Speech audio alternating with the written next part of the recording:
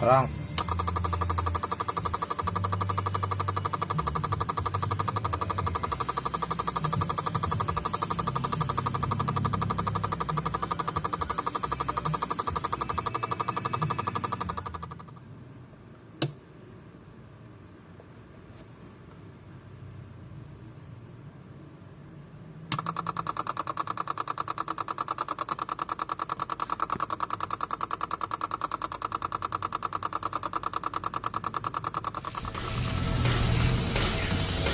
Ignition switch. Working na po. Verify working.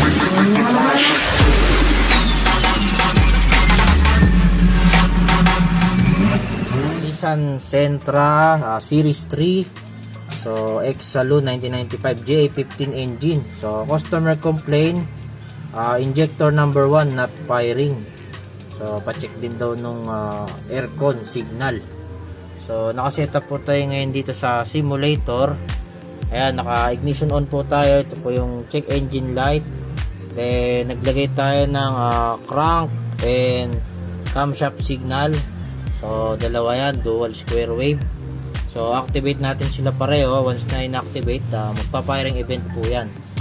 Ayan. So yan, firing event na po yan. Ito po yung fuel pump relay trigger signal, check engine light. Then yung individual fuel injector signal. Tapos ito po yung igniter trigger sa distributor, sa ignition coil.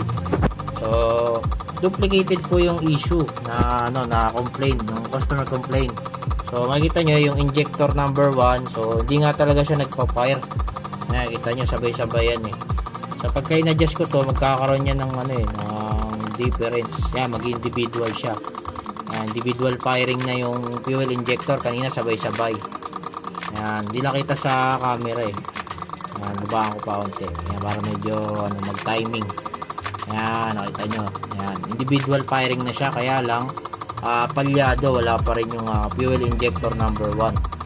So yun, ano nga to, fuel injector misfire, duplicated issue. So yun, try nating ayusin yan. Ayan, bali nakasetup tayo ngayon. After repair na po ito. Then ignition on natin. Ayan, ito po yung check engine light and yung fuel pump relay trigger signal. Tapos mamaya mamamatay yan. Ayan, isa pa. Ayan, pagka ignition on, gagana yung fuel pump relay. Then maya magsha-shut off. Ayan. So activate natin yung cam and crank signal. Ayan, nakita nyo, nag-fire na. So ayan, firing event na yung fuel injector number 1. Ayan. So nakaset tayo na 1100 kHz sa crank, then 20 Hz sa cam. Ayan. So makikita nyo pagka pinatay natin yan, mamamatay din yung fuel pump. Ayan, tigil yung firing event. Tapos pag inactivate natin to, magpa-fire sila ng sabay-sabay. Then mag-individual. Individual na siya agad. So working na po yung fuel injector number 1. Yan.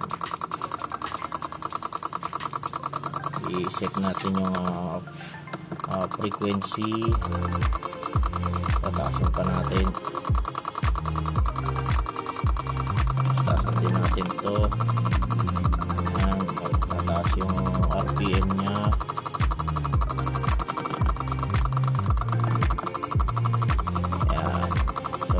Verified working na po yung fuel injector number 1.